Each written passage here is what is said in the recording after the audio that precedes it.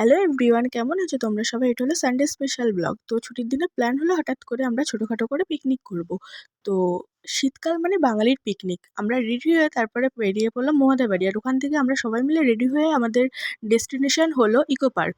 তো তারপরে আমরা সবাই মিলে ইকো পার্কে পৌঁছে গিয়ে এখানটায় টিকিট কেটে নিলাম, তারপর এন্ট্রি করে নিলাম।